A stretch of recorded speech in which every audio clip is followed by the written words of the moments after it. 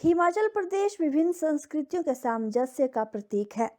इस प्रदेश के जिला मंडी के पश्चिम में लगभग 24 किलोमीटर पर स्थित एक छोटा सा स्थान है रिवालसर। यह स्थान हिंदुओं, बौद्धों और सिखों के लिए आस्था का केंद्र है।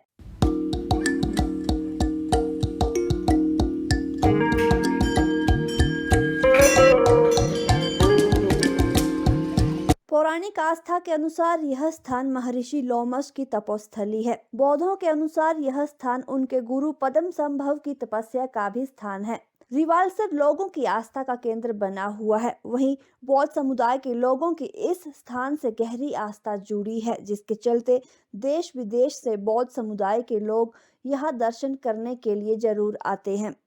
सेकंड बुद्धा है। जब भगवान बुद्ध जी नालंदा विश्वविद्यालय, जब भगवान बुद्ध जो थे वो बैसाख पूर्णिमा के दिन ही उनका जन्म हुआ। बैसाख पूर्णिमा के दिन ही उनका ज्ञान प्राप्त हुआ और बैसाख पूर्णिमा के दिन ही उनका पुनर्निर्माण हुआ। जिस समय भगवान बुद्ध के पुनर्निर्माण हो रहे थे, उस समय भगवान बुद्ध ने अपने मुंह से, अपनी वाणी से ये कहे थे कि मेरी जो अष्टांग मार्ग है वो आम परिवार के लिए नहीं हुआ है, अर्थात मैं फिर जन्म लूँगा, जन्म लेके तंत्र विद्या के द्वारा ही मनुष्य के कल्याण करूँगा। तब जाकर ये जो गुरु पद्म संभव जी पैदा हुए। गुरु पद्म संभव जी हैं वो स्वयंभू है, किसी माँ बाप के पेट से पैदा नहीं हुए। ये खुद अवतरित हुए, कमल के फूल के ऊपर खुद अवतरित हुए हैं। उन्हीं का ये मंदिर है। उन्हीं के मंदिर को हम बोलते हैं पद्म संभव जी, जिनको कि हम बोध भाषा में बोलते हैं गुरु रिम्बुछे कहते हैं। नमस्कार जी, मैं लाहौल स्पीति का रहने वाला हूँ और यहाँ पे रिवालसर आया हूँ दर्शन करने। तो इस वक्त यहाँ पे अभी बुद्ध धर्म में अभी पूजा पाठ हो रही है। तो अभी यहाँ पे अभी मतलब जैसे शांति का हुआ है, जैसे शांति के लिए यहाँ पूजा करते हैं। मैं गुजरात से आई हूँ और हमें ये प्लेस बहुत ही ब्यूटीफुल लग रहा है। और ये मेरी डॉटर है, ये इसका फर्स्ट एक्सपीरियंस है यहाँ पे, तो हमें बहुत अच्छा लग रहा है यहाँ पे। और इसकी अभी भी नई शादी हुई।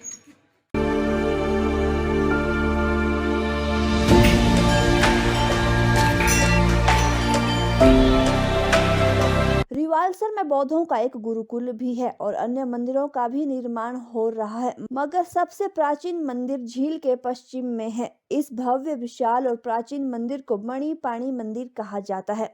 इस बौद्ध मंदिर की स्थापना सन 1910 से 1915 ईस्वी के मध्य हुई बताई जाती है। उसके बाद समय पर इसके निर्माण में सुधार होता रहा है। इतना ही नहीं, रिवालसर में सिखों के गुरु गोविंद सिंह जी का भी आगमन हुआ था। उन्होंने पहाड़ी राजाओं की एक महत्वपूर्ण बैठक को यहीं संबोधित किया था। आपको बता दें कि रिवालसर अपने प्राकृतिक सौंदर्य, धार्मिक आस्थाओं और ऐतिहासिक महत्व के कारण एक विशेष स्थान रखता है। चंडीगढ़ मनाली नेशनल हाईवे करीब 17 घंटों की कड़ी जद्दोजहद के बाद वाहनों की आवाजाही के लिए बहाल कर दिया गया है। नेशनल हाईवे को शुक्रवार शाम 6:30 बजे हाईवे को एक तरफा ट्रैफिक के लिए खोल दिया गया था। वहीं एएसपी मंडी सागर चंद्र ने इसकी पुष्टि करते हुए बताया कि शुक्रवार को अंधेरे के कारण बाकी मलबा हटाने का कार्य नहीं हो पाया था, जिसके चलते शनिवार को फिर से मलबा हटाने का कार्य शुरू किया गया है और हाईवे को पूरी तरह से बहाल कर दिया जाएगा। उन्होंने लोगों से रात के समय में यात्रा न करने या फिर सावधानी पूर्वक चलने की अपील की है, क्योंकि पहाड़ी से लगातार मलबा गिरने का खतरा बना हुआ है। अभी ये जो 4 मील के पास जो एनएच बंद था, जहां 4 लेन की कटिंग का जो कार्य चल रहा है और वहां के लिए बंद था, जैसा पहले बताया है कि आधी रात को 1 बजे से ये बंद है और अभी 6:15 बजे, अभी थोड़ी देर पहले ये खुल गया है। लेकिन अभी सिंगल लेन के लिए खुला है। ट्रैफिक को दोनों साइड से बारी बारी से निकाला जा रहा है और अभी डबल लेन खोलने में अभी वक्त लगेगा। रात को शायद काम नहीं हो पाएगा, तो ये कल ही पूरी तरह से खुल पाएगा डबल लेन के लिए। लेकिन जो ट्रैफिक तो फंसा हुआ है, बसें जो फंसी हुई हैं पिछले 12-14 घंटे से, उनको आधे पौने घंटे में सबको अभी निकाल दिया जाएगा। वल्नरेबल सा पॉइंट बन गया लैंडस्लाइड का। अभी वहाँ पे लैंडस्लाइड अभी भी बीच बीच में आ रहा है, तो हम यही मशवरा देते हैं सभी वाहन चालकों को कि रात के समय वहाँ इस एरिया से निकलने से बचें।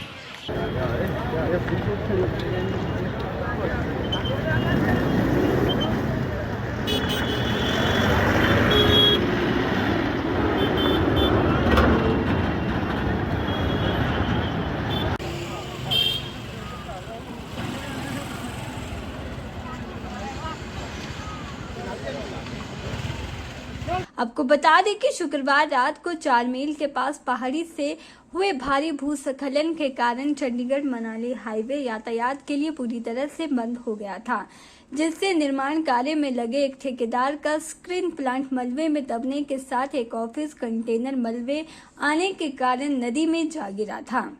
लैंडस्लाइड की इस घटना में सैकड़ों बड़े वाहन यहां पर फंस गए थे। छोटे वाहनों को वाया कुटौला और जलचौक भेजा जा रहा था, लेकिन बड़े वाहन यहां फंस गए थे, जिसमें बसें भी शामिल थीं। नेशनल हाईवे बहाल होने के बाद बड़े वाहनों को भी यहां से निकाल दिया गया। नेशनल हाईवे के बहाल होने से वाहन चालकों व लोगों ने राहत की सांस ली। के चैनल के लिए मंडी से ब्यूरो रिपोर्ट।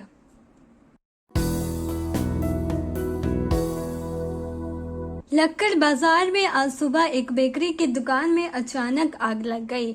वहीं लोगों ने दमकल विभाग को आग की सूचना दी तो दमकल विभाग ने मौके पर पहुंचकर आग पर काबू पाया, लेकिन इससे पहले ही दुकान में रखा सारा सामान जलकर राख हो गया।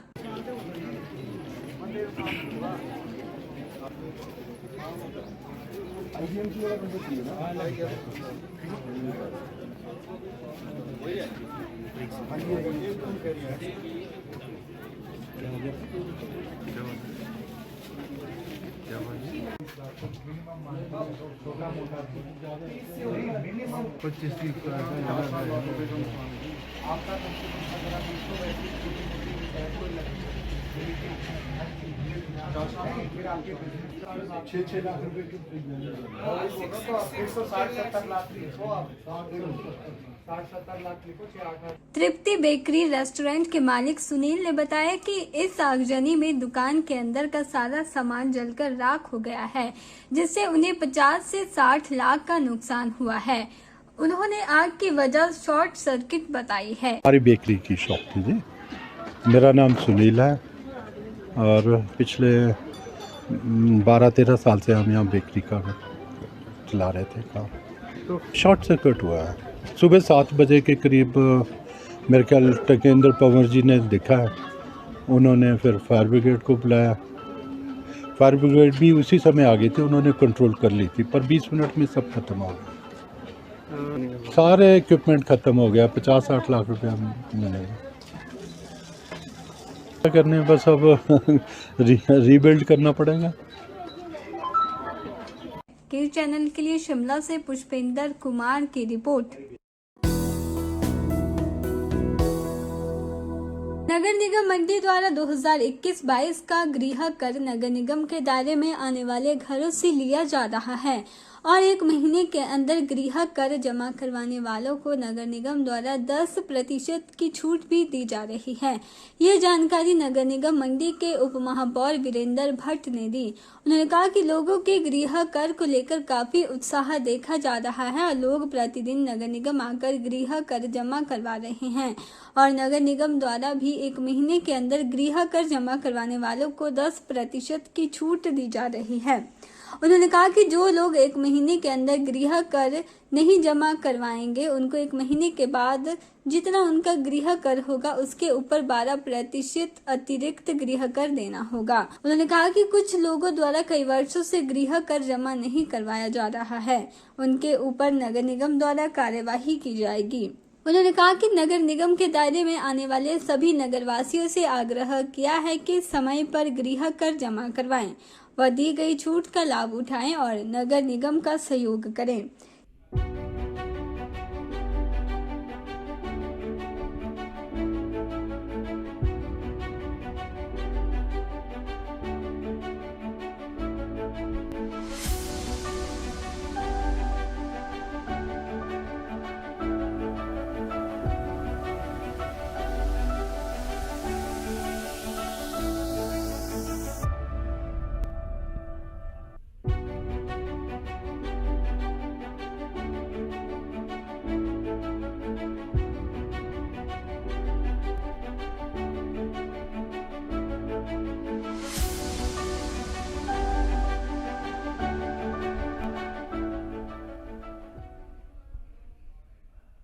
नगर निगम में हाउस टैक्स हमें सुचारू रूप से आ रहा है और लोग जो हैं इसका फ़ायदा भी उठा रहे हैं, क्योंकि जब बिल जाता है तो उसके 1 महीने के अंदर नगर निगम द्वारा 10% की जो है छूट का प्रावधान रखा गया है। अगर बिल 1 महीने से बाद दिया जाता है तो 12% की पेनल्टी है। तो लोग जागरूक हैं और इस स्कीम का फ़ायदा उठा रहे हैं।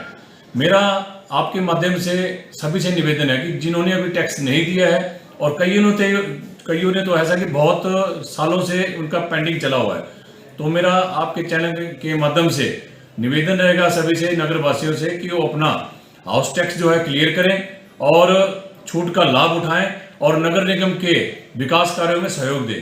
के चैनल के लिए मंडी से ब्यूरो रिपोर्ट।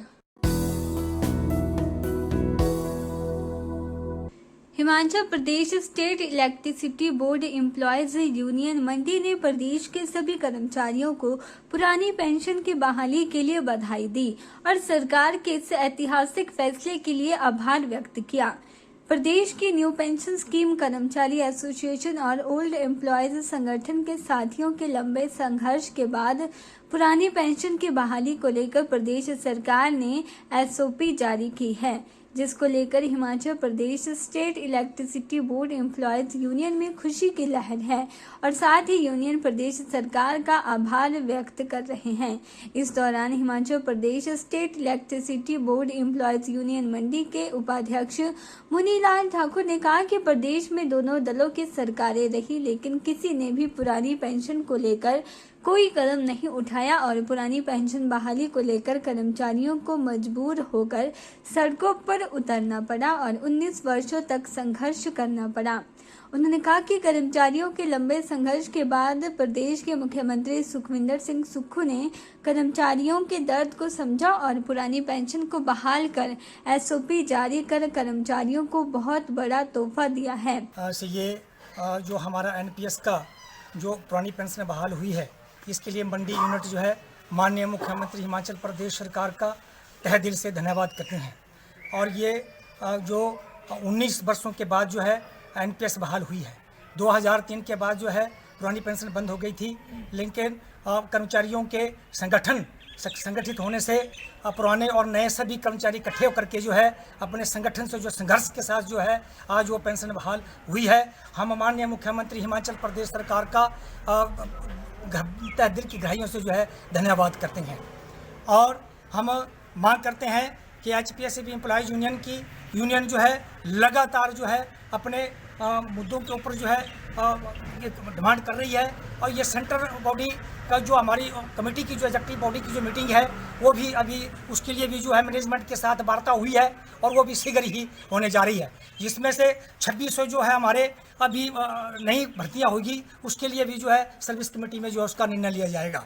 तो मंडी यूनिट पूरे तहे दिल के साथ जो है हिमाचल प्रदेश सरकार का और जो हमारी जिस सरकार ने पूर्व सरकारों ने एनपीएस के कर्मचारियों का जो हमारा जो शोषण किया है और वो आज जो हमारी पूर्व सरकार ने जो है वर्तमान सरकार ने जो है ये पुरानी पेंशन बहाल की है, ये बहुत बड़ा कार्य हुआ है। 2003 से लगातार हम लड़ रहे थे, तो सभी कर्मचारी जो है इकट्ठा होकर के जो है पुराने और नए कर्मचारी इकट्ठे होकर के जो है अपना जो है उन्होंने संघर्ष जारी रखा और आज जो है पुरानी पेंशन बहाल हुई है और वो नोटिफिकेशन हुई है। उसके लिए मंडी यूनिट के सभी पदाधिकारी जो है माननीय मुख्यमंत्री जी का जो है धन्यवाद करते हैं।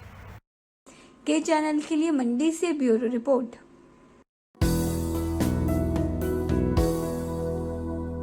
शिक्षा की गुणवत्ता लाने के मकसद से प्रदेश सरकार की सीआरसी यानी क्लस्टर रिसोर्स सेंटर स्थापित कर रही है। इसी के चलते शिक्षा मंत्री रोहित ठाकुर ने शिमला के लालपानी प्राथमिक स्कूल में एलिमेंट्री शिक्षा में गुणवत्ता लाने के लिए सीआरसी सेंटर का शुभारंभ किया, जिसमें 365 स्कूलों को जोड़ा गया है। आपको बता दें कि शिक्षा के क्षेत्र में डिजिटलाइजेशन के माध्यम से गुणवत्ता लाने के लिए यह सेंटर काम करेगा और एक दूसरे के अनुभवों को अध्यापक इसके माध्यम से साझा करेंगे। ये वो जो जहाँ पे जो डिस्ट्रिक्ट हेडक्वार्टर्स के स्कूल हैं they are connected here. शिक्षा मंत्री रोहित ठाकुर ने कहा कि आज का युग डिजिटल युग है। ऐसे में दुर्गम क्षेत्रों तक लेटेस्ट जानकारी को पहुंचाने के लिए डिजिटल माध्यमों का इस्तेमाल किया जा सकता है।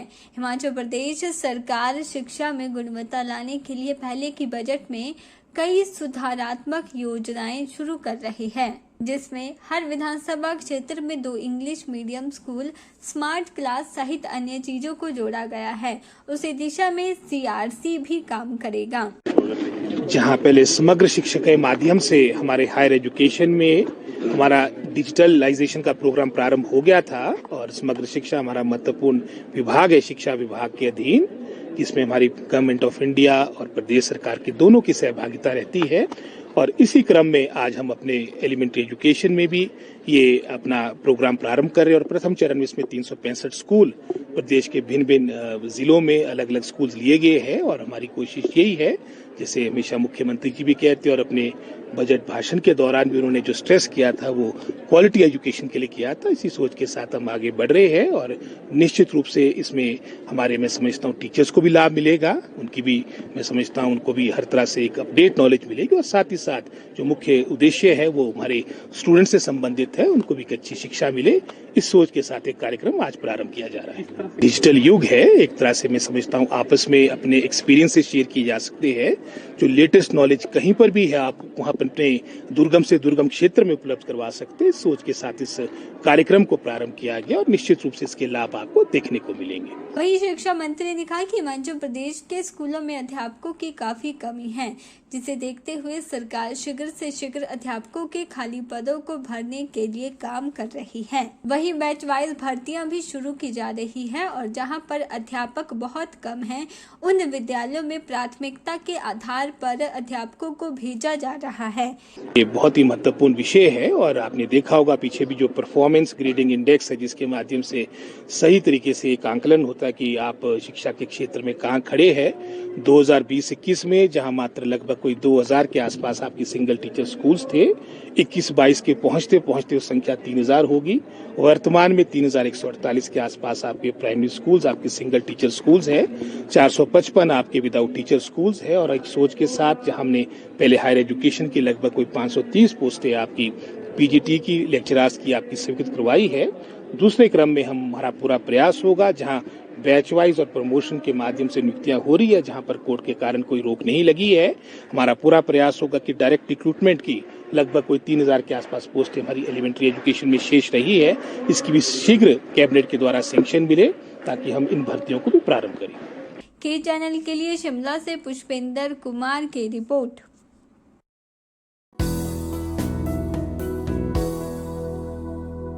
भले ही मौसम के बदले मिजाज किसानों पर भारी पड़ रहे हो, लेकिन वन विभाग मौसम के इस मिजाज से राहत में है।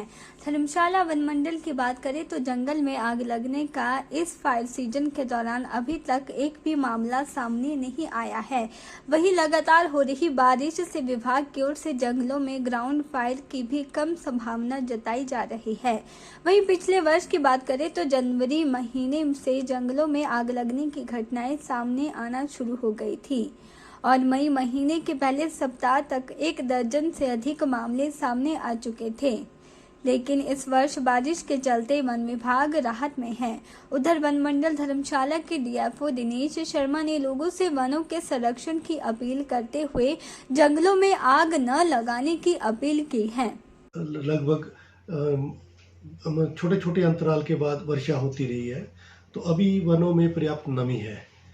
नमी के कारण घास भी आ रहा है, तो अभी तक कुल मिला के कोई भी आग की घटना वन मंडल धर्मशाला का जो क्षेत्रफल है उसमें नज़र नहीं आई है। इसके बावजूद भी हमारा जो स्टाफ है रेगुलर विजिल बनाए हुए हैं।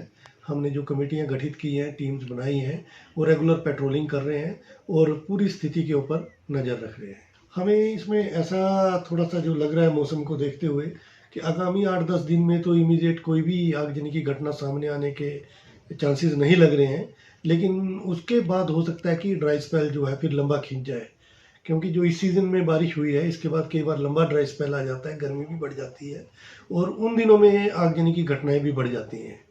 तो इसको जो है हमने इस पे काबू पाने के लिए विभाग पूरी तरह मुस्तैद है, रेगुलर विजिल रख रहे हैं। हमारे पास इस समय विलेज फॉरेस्ट डेवलपमेंट सोसाइटीज़ के माध्यम से भी हम लोगों से जुड़े हैं, हमारे पास विलेज फॉरेस्ट मैनेजमेंट सोसाइटीज़ भी हैं, तो उनके माध्यम से भी हम लोगों से जुड़े हैं। तो जन सहयोग के साथ मुझे लग रहा है कि इस साल हम आगजनी की घटनाओं पे ठीक तरीके से नियंत्रण रख पाएंगे। स्थानीय जनता से भी ये अपील रहेगी कि इसमें जो आगजनी की वनों में घटनाएं होती हैं उनके ऊपर नियंत्रण रखने में वन विभाग का पूरी तरह से सहयोग करें। पिछले वर्ष भी हमें यहाँ धर्मशाला वन मंडल का जो क्षेत्र है इसमें लोगों का बहुत अच्छा सहयोग मिला था, खासकर जो हमारे युवक मंडल हैं, महिला मंडल हैं। इस बार भी वो आगे आए और जो कोई भी शरारती तत्व इस तरीके की घटना को अगर अंजाम देना चाहे तो उसकी पूर्व सूचना जो है वन विभाग को हमारे कंट्रोल रूम में दे। इसके साथ साथ मेरा सभी लोगों से ये अपील रहेगी, क्योंकि ये समय जो होता है इसमें वन्य प्राणी भी एक्टिव होते हैं और आगजनी की जो घटनाएं हैं छोटे छोटे उनके बच्चों को और अंडों को, फीजेंट्स वगैरह जो होते हैं उनके अंडे रहते हैं उनको डैमेज करती है। तो इस तरीके की वन्य प्राणियों को भी नुकसान ना हो और जंगलों को भी कोई नुकसान ना हो, इसलिए हमें पूर्ण सहयोग दें। वन विभाग की माने तो पिछले कुछ दिनों से बारिश का क्रम जारी है। हालांकि फायर सीजन से निपटने के लिए विभाग की तैयारी पूरी है, लेकिन बारिश के चलते अभी तक एक भी मामला वन मंडल धर्मशाला में जंगल में आग का सामने नहीं आया है। बारिश के चलते जंगलों में घास भी उगाई है। ऐसे में जहां चीड़ की पत्तियां जमीन पर नहीं फैली होंगी, उन जंगलों में ग्राउंड फायर की संभावना भी कम रहेगी। के चैनल के लिए धर्मशाला से ब्यूरो रिपोर्ट।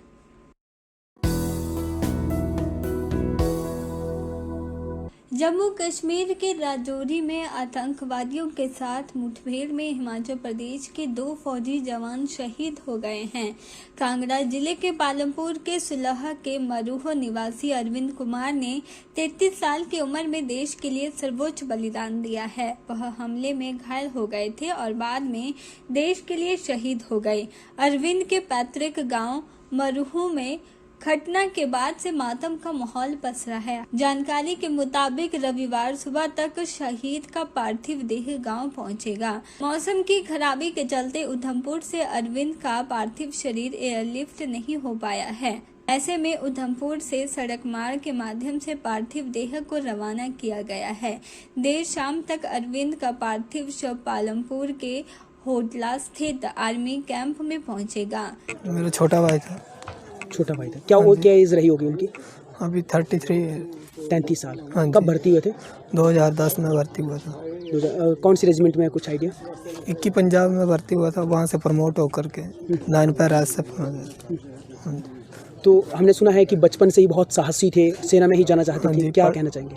वो पढ़ाई के टाइम से ही बोलता था कि मैं आर्मी में जाऊँगा और देश के लिए कुछ करूँगा, तथा उसको घर वाले सभी बोलते थे और नौकरी भी है, इतनी सारी नौकरी कहीं और कर लो। नहीं, वो बोलता था मैं आर्मी में ही जाऊंगा और खुद दिल्ली जाकर के भर्ती हुआ था। दिल्ली जाके? हाँ जी। जब घर आता था, छुट्टियों पे आता था, तो क्या एक्टिविटी रहती थी घर में आकर, किस तरह का? वो सब साथ मिलजुल कर रहता था। गांव के जो भी आदमी था उनसे मिलजुल कर रहता था। सभी लोग उसको बहुत चाहते थे, सबका दुलारा था। यूथ के बीच में किस तरह से था? बहुत अपने साथ, यानी अपने साथियों को सहारा देता था तथा उनको अपने साथ दौड़ लगाने के लिए ले जाता था, और बाकी लड़कों को बोलता कि आप भी सेना में जाओ।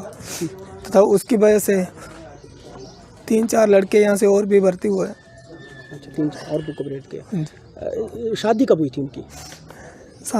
शादी को 6 साल हुए।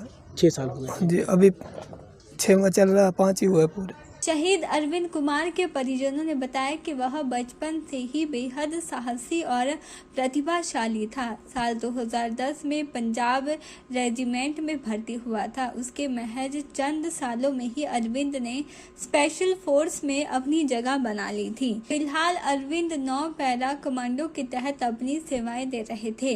अरविंद ने जर्मन कंपटीशन में भी अवार्ड हासिल किए थे। अरविंद सर्जिकल स्ट्राइक जैसे मिशन में भी अपनी अहम भूमिका निभा चुके हैं। अरविंद अपने पीछे 2 बेटियां, धर्मपत्नी, बुजुर्ग माता पिता और बड़े भाई और छोटी बहन को छोड़ गए। अरविंद के पिता मानसिक तौर पर अस्वस्थ हैं। जानकारी के अनुसार अभी जनवरी महीने में अरविंद कुमार घर आए थे। उनकी छोटी बेटी के दिमाग की बीमारी का ऑपरेशन करवाने आए थे।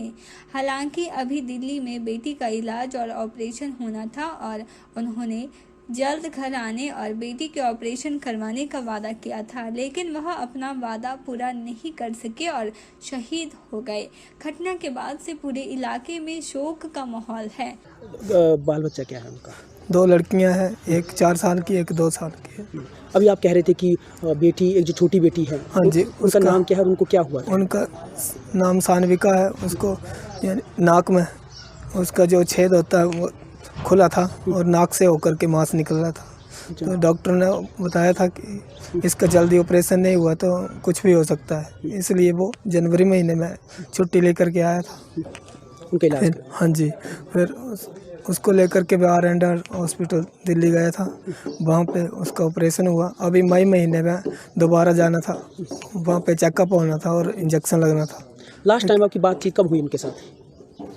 इस महीने। वो तो वैसे करता रहता है। इस महीने एक बार भी बात नहीं की उसने। सिर्फ पत्नी को आए थे 2 बार फ़ोन, क्योंकि इस बार वो ऑपरेशन में ही था। इस ऑपरेशन में जब जाना था तो फ़ोन किया था उन्होंने? नहीं जी, उन्होंने फ़ोन नहीं किया था। कोई फ़ोन नहीं किया था? वो अपनी सीक्रेट बातें नहीं साझा करते थे परिवार के साथ? बिल्कुल नहीं। तथा हमें मना करता था कि जब मैं ऑपरेशन में जाऊँ तो मुझे फ़ोन नहीं करना। अच्छा, इस तरह से। हाँ जी। के चैनल के लिए धर्मशाला से ब्यूरो रिपोर्ट।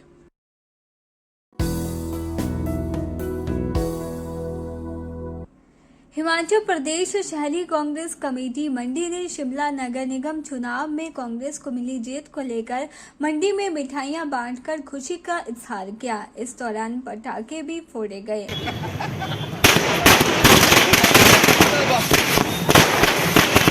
इस मौके पर हिमाचल प्रदेश शहरी कांग्रेस कमेटी के शहरी अध्यक्ष अनिल सेन ने कहा कि शिमला वासियों ने विकास पर मुहर लगाई है। वहीं उन्होंने कहा है कि मुख्यमंत्री सुखविंदर सिंह सुक्खू के नेतृत्व में पूरे प्रदेश में एक समान विकास हो रहा है और शिमला नगर निगम में मिली जीत का श्रेय ठाकुर सुखविंदर सिंह सुक्खू को जाता है, क्योंकि ठाकुर सुखविंदर सिंह सुक्खू सभी वर्गों को एक साथ लेकर कार्य कर रहे हैं। आज हम सब ने शहरी कांग्रेस, उसके साथ सचिव हमारे जो स्टेट के हैं देवेंद्र शर्मा जी, जिला के हमारे महामंत्री प्रदीप जी, मौर्य जी, जगदीश जी, अनिल दीक्षित जी, पीने जी, हम सब और इसके साथ अन्य कार्यकर्ताओं ने जो रिजल्ट नगर निगम के शिमला में निकले हैं, कांग्रेस पार्टी ने जहां पे अपना परचम लहराया है और ये पहली बार है कि 34 में से 24 सीटें किसी राजनीतिक दल ने ली। इससे पहले जो राजनीतिक दल चुनाव जीतते थे तो वो 18-19 सीटें ही ले पाते थे, लेकिन इस बार हमारे माननीय मुख्यमंत्री सुखविंदर सुक्खू जी के नेतृत्व में जो एक भारी जीत मिली है उसका श्रेय उनको जाता है। इसके लिए हमने आज मंडी शहर में लोगों को मिठाई बांटी और बच्चों ने पटाखे चला के भी खुशियाँ मनाई और कांग्रेस के नारे, जिंदाबाद के नारे लगे। और हम आगे को भी उम्मीद करते हैं जिस हिसाब से माननीय सुखविंदर सुक्खू जी ने 5-6 महीने में अपना परचम लहराया है, ये आगे को और बढ़ेगा। आप और देखेंगे आगे आने वाले चुनाव में, पार्लियामेंट है या कोई और दूसरे चुनाव है, सभी में हमारी जीत मिलेगी, क्योंकि इनकी एक पॉलिसी जो है वो गरीबों के प्रति है, अनाथ लोगों के प्रति है, स्टूडेंट्स के प्रति है, हमारे जो एम्प्लॉय हैं उनकी फेवर में है। तो इसलिए जो है लोग इनको बहुत ही चाह रहे हैं और आगे जो भी रिजल्ट या जो भी इलेक्शन आगे को आएंगे आप उसमें इसमें नज़र डालेंगे तो आपको लगेगा कि तो माननीय मुख्यमंत्री जी का जो प्रभाव है वो बढ़ता जा रहा है और कांग्रेस पार्टी को इसका फायदा मिलेगा। धन्यवाद। इस दौरान गांधी भवन मंडी में कांग्रेस पार्टी के कई कार्यकर्ता भी मौजूद रहे। के चैनल के लिए मंडी से ब्यूरो रिपोर्ट।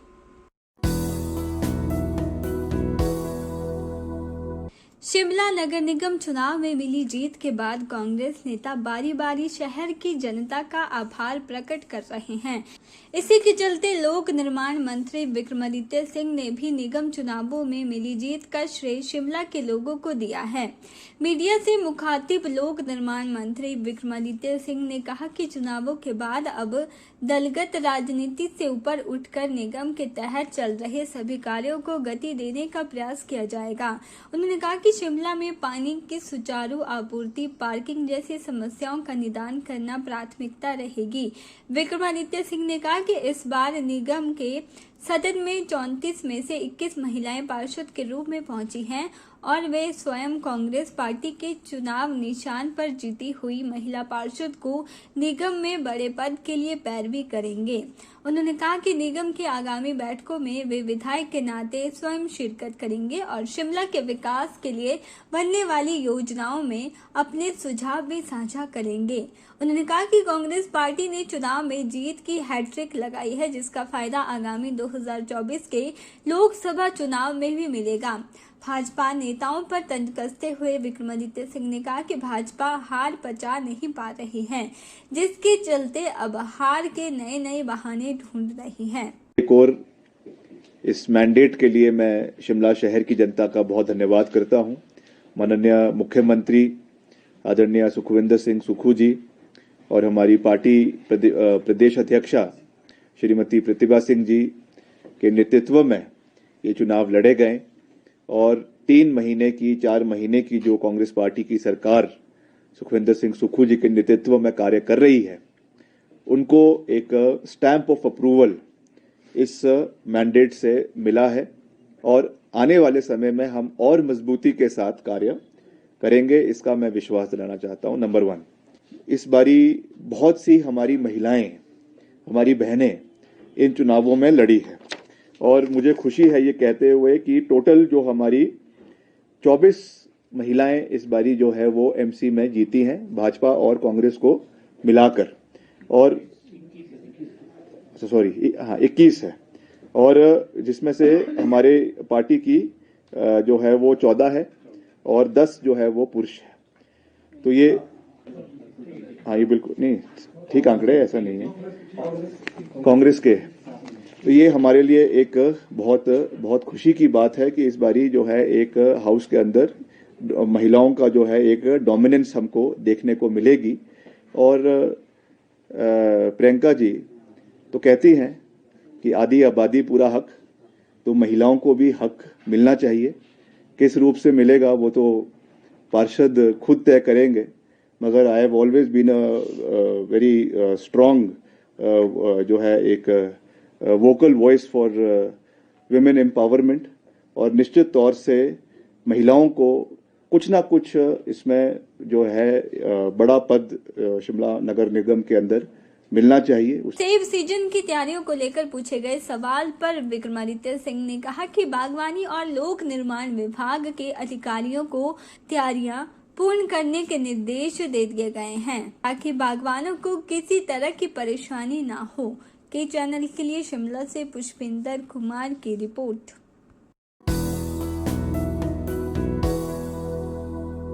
सोलन जिला में अब जल्द ही लोगों को पार्किंग की समस्या से निजात मिलेगी।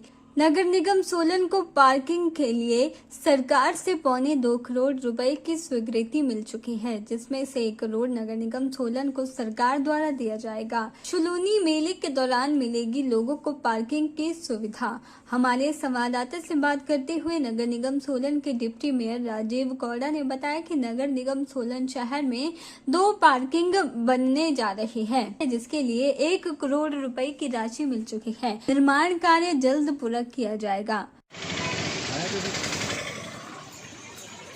आगे ना जाओ, आगे ना जाओ।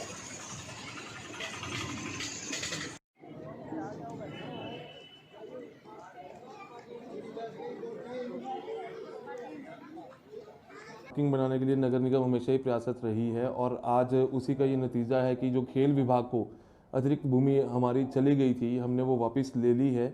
तो अब जो फायर ब्रिगेड का जो यहाँ पे नगर निगम के ऑफिस के साथ ही सेंटर है, उसमें जो है हम पार्किंग का एक प्रपोजल रख रहे हैं और कोशिश हमारी ये रहेगी कि जो शूलिनी मेला अभी आ रहा है उसमें हम इसका जो है शिलान्यास भी माननीय मुख्यमंत्री महोदय जी के हाथ से करवा दें। इसके अतिरिक्त हमने जो है ये निगम ऑफिस के बाहर जो हमारी खाली जगह पड़ी है इसका एक प्रपोजल दिया था पार्किंग का लगभग 2.25 करोड़ का। उसमें जो है हमें 1,36,00,000 रुपए की धनराशि जो है प्रदेश सरकार के द्वारा जारी की जा चुकी है। तो उसका हम प्रपोजल अब तैयार करें, जल्द ही टेक्निकल सैंक्शन होने के बाद हम उसको जो है टेंडर प्रक्रिया उसकी अमल में लाई जाएगी। फिलहाल इन 2 पार्किंग्स के ऊपर हमारा जो सबसे पहले हम प्रयासरत हैं। इसके के चैनल के लिए सोलन से अमरप्रीत सिंह की रिपोर्ट।